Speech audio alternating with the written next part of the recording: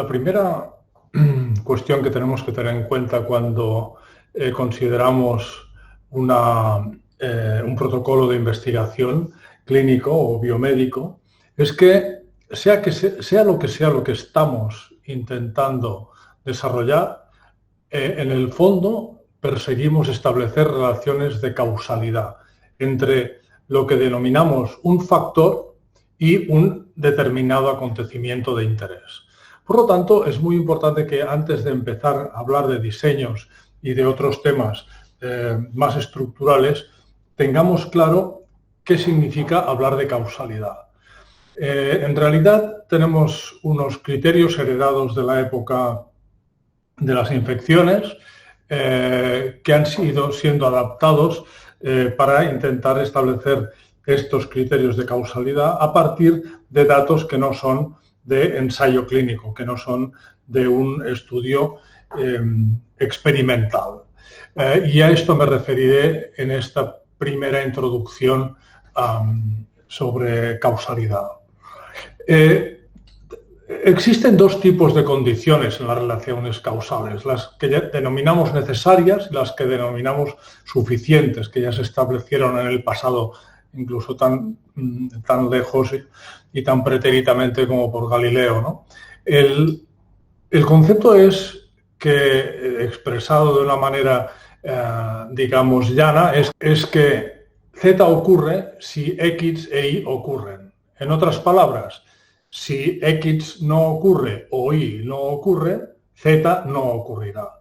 Esto es lo que nos gustaría a todos que pasara siempre en ciencia y en cualquier actividad humana, ¿no? Porque todo sería clarísimo y sería una lógica muy fácil de entender y siempre pasaría lo que uno espera.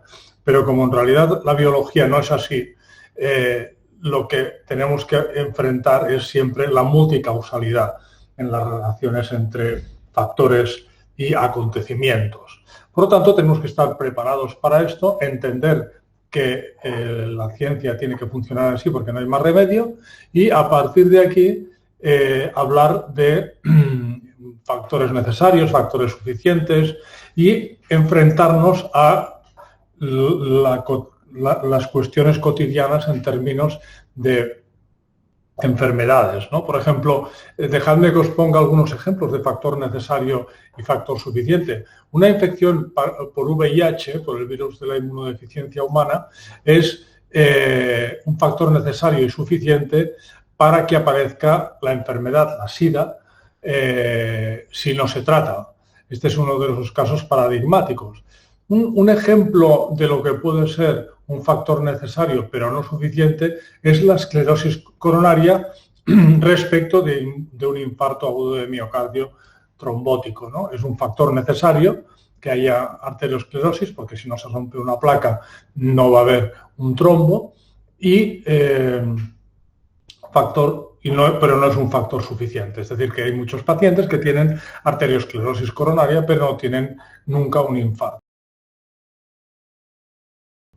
Otra situación es la de que el factor necesario no existe, pero sí es un factor suficiente. Por ejemplo, la pancreatectomía es realmente un factor suficiente para ser diabético, pero no es necesario porque se puede ser diabético por muchas otras vías. Y finalmente, un típico factor ni necesario ni suficiente sería un colesterol LDL por encima de 180 miligramos por decilitro, que es mucho colesterol LDL, pero para desarrollar placas arteriosclerosas no es ni necesario ni suficiente. ¿Por qué? Pues porque hay personas con niveles muy, muy altos de LDL que no tienen placas y gente con niveles más bajos que sí lo tienen. Por lo tanto, todas las combinaciones de factor necesario y suficiente existen en la realidad biológica. Así es que tenemos que aceptar esta circunstancia, ¿no? Lo que también es importante tener en cuenta es que muchas veces en medicina no sabemos cuál es la etiología o el mecanismo exacto de producción de una enfermedad.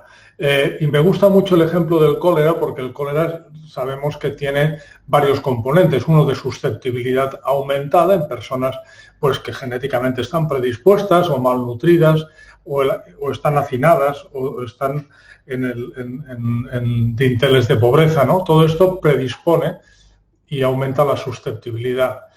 Pero lo que realmente genera la posibilidad de desarrollar la enfermedad es estar expuesto a agua contaminada por vibrio cólera, ¿no? Lo cual da lugar a la ingestión del vibrio.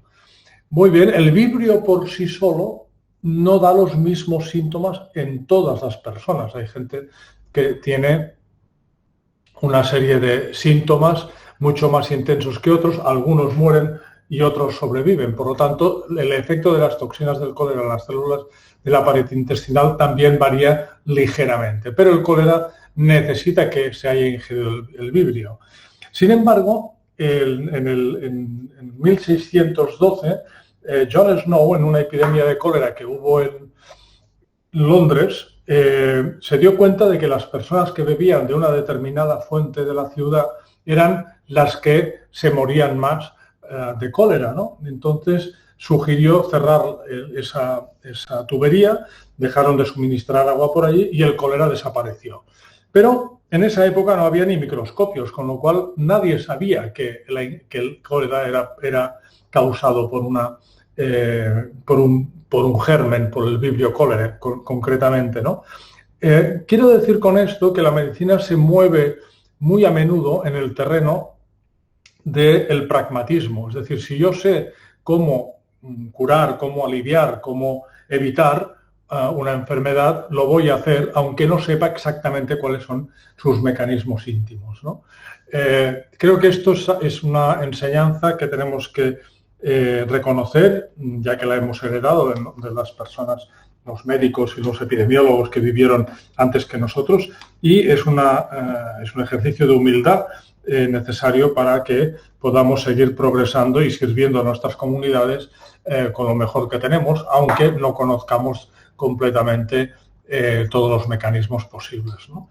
En otro orden de cosas, creo que es importante tener claro que estamos hablando pues, de una exposición, de un factor y de una enfermedad o un acontecimiento, ¿no? En este caso, os pongo el ejemplo de consumo de café y la cardiopatía isquémica.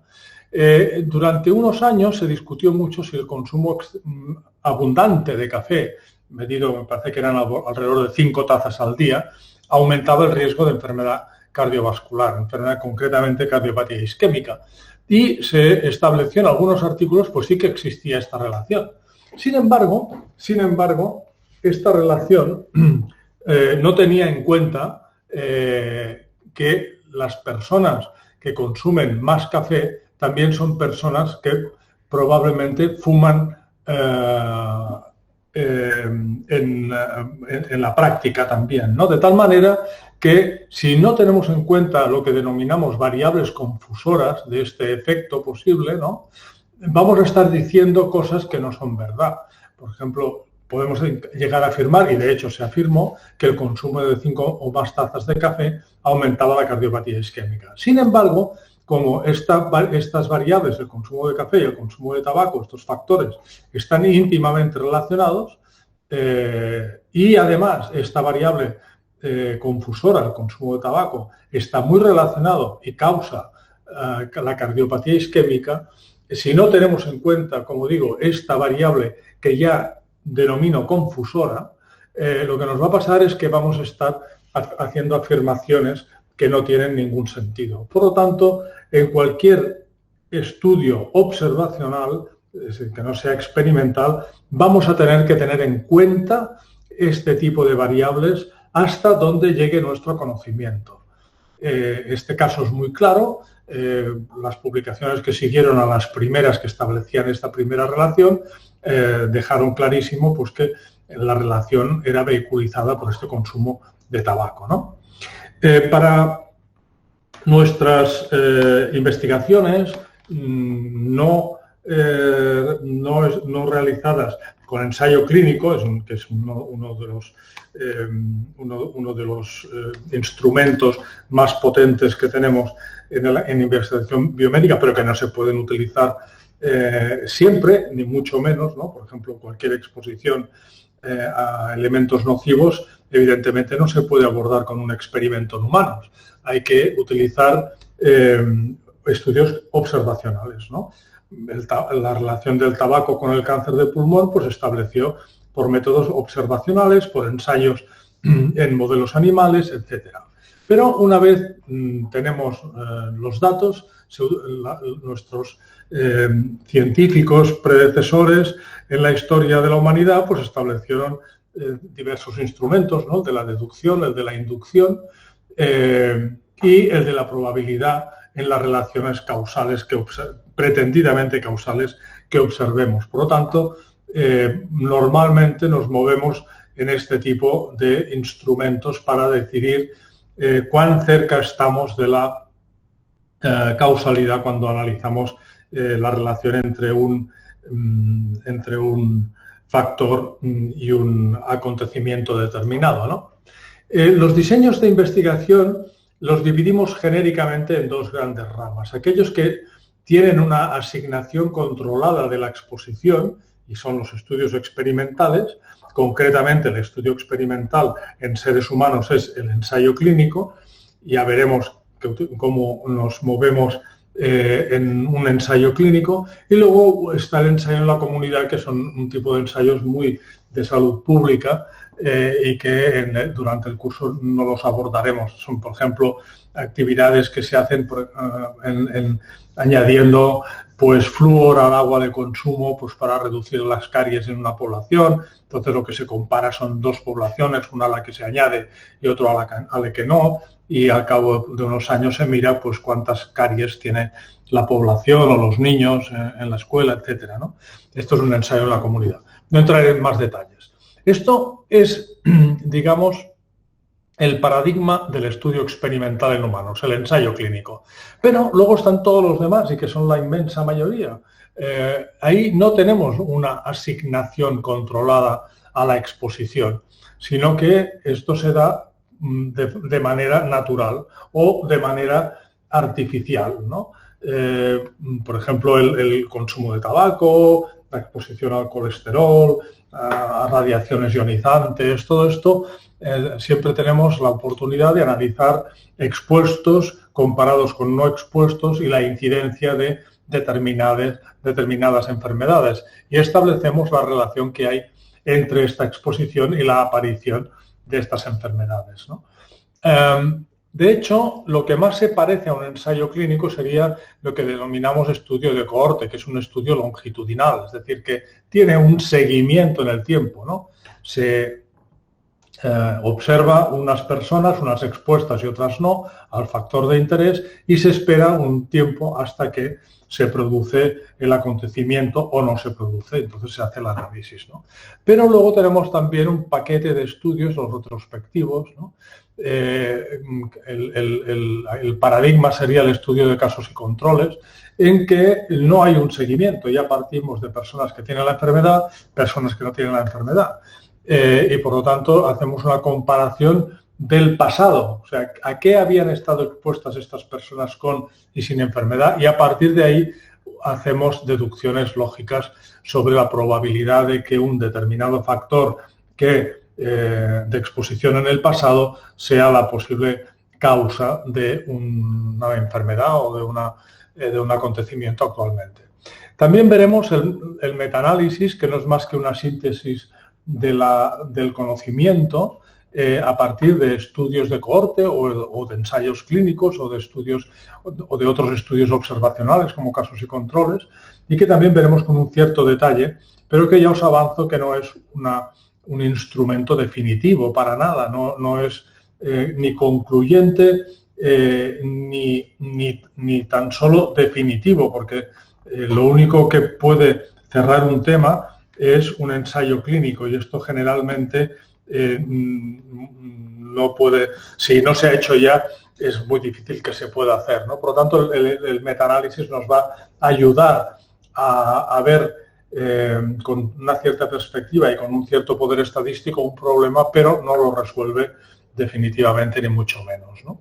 Luego hay otros diseños, el estudio transversal, este es muy débil también, sí que podemos preguntar a las personas si están expuestas en un momento y si tienen la enfermedad en ese mismo momento, unas dirán que sí, otras que no, a ambas preguntas, y de ahí no se pueden sacar conclusiones simplemente porque la exposición tiene que preceder a la enfermedad y en un estudio transversal esto no está garantizado. El estudio ecológico también es un diseño muy interesante, que es de hecho es el que condujo a la teoría lipídica de la arteriosclerosis. Se vio que los países que tenían niveles promedio de colesterol más altos en su población también tenían mayor mortalidad por infarto de miocardio.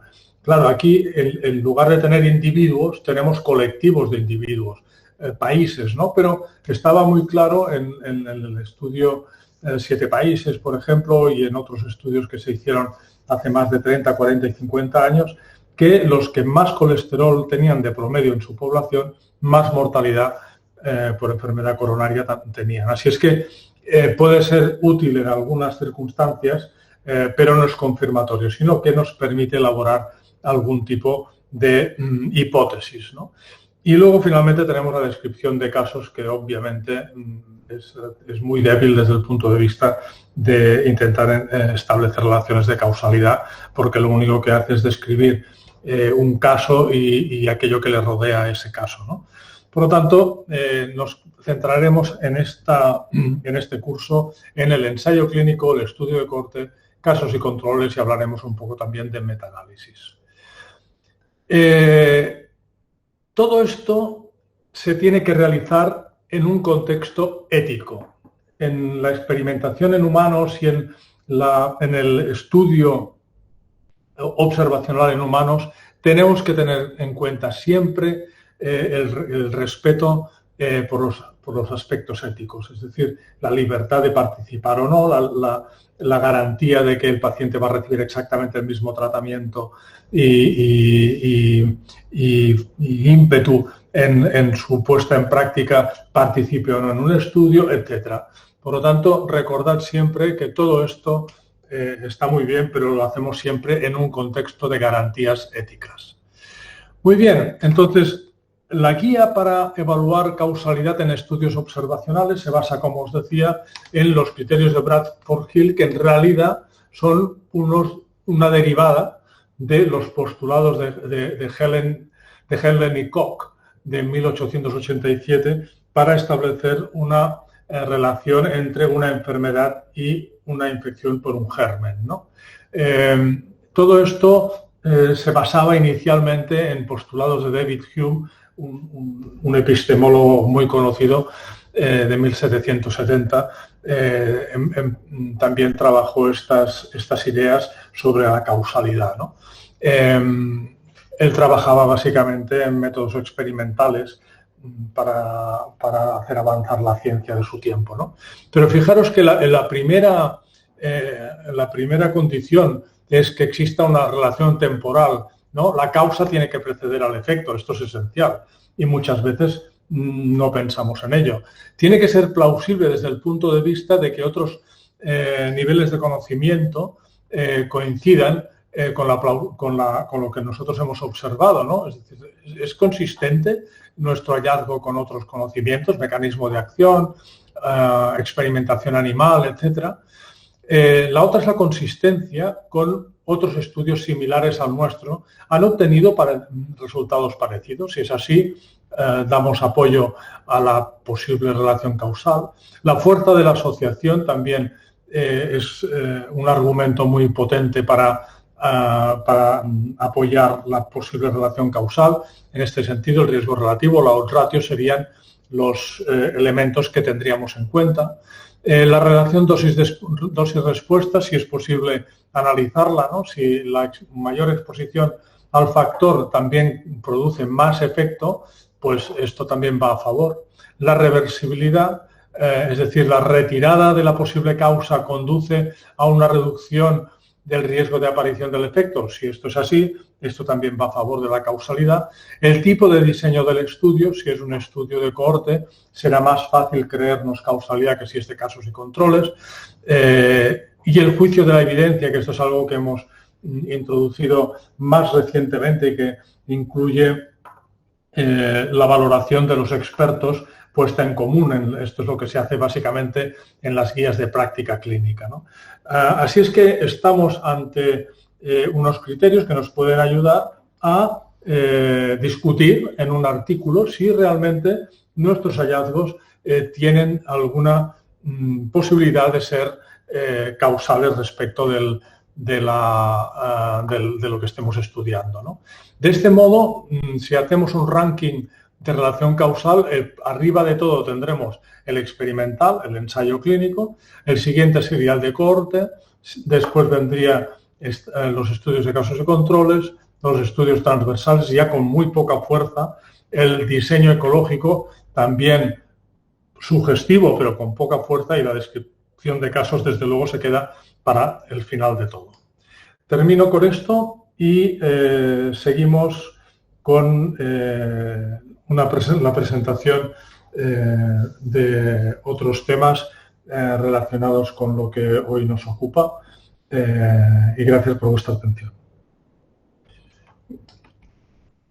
Gracias por vuestra atención.